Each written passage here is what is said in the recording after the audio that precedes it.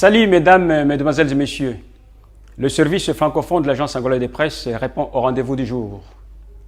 Au moment où l'Agence angolaise de presse célèbre le 39e anniversaire de sa création, aujourd'hui je vous retrouve pour vous parler de la musique angolaise. Les défis à relever par cette musique, les perspectives et les difficultés que connaît la musique sont le thème que nous allons développer tout au long de cette édition. Les défis, les perspectives et les difficultés que connaît la musique angolaise sont donc des questions autour desquelles va graviter notre édition de la semaine. La musique est l'une des manifestations les plus expressives en Angola.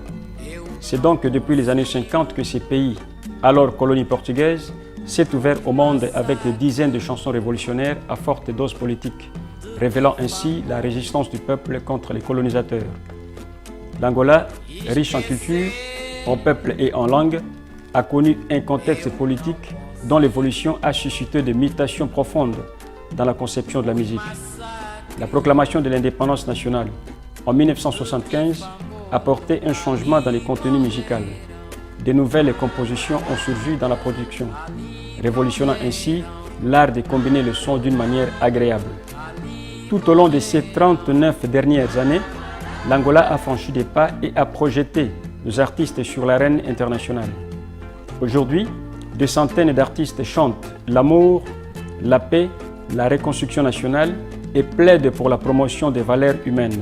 Ces chansons au rythme moderne sont accompagnées de danses, parmi lesquelles les kuduro, dont le succès a dépassé les frontières angolaises.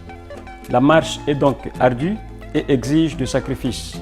Le nouveau marché de la musique nationale ouvre l'espace à tous les rythmes et exécutants.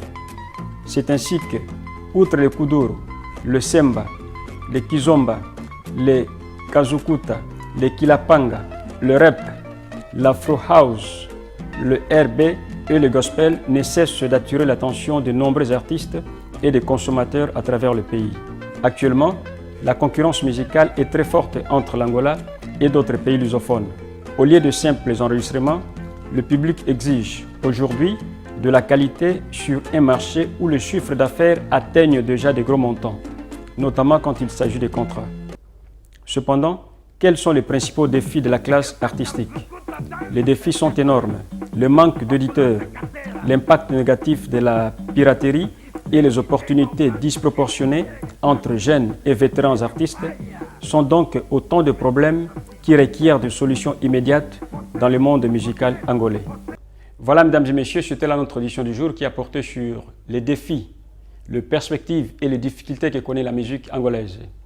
Cette musique qui va animer le 39e anniversaire de l'Agence angolaise de presse. Merci d'avoir été avec nous. Je vous quitte en esquissant quelques pas de danse pour célébrer le 39e anniversaire de l'Agence angolaise de presse, une fête animée par la musique angolaise. Merci et à la prochaine occasion.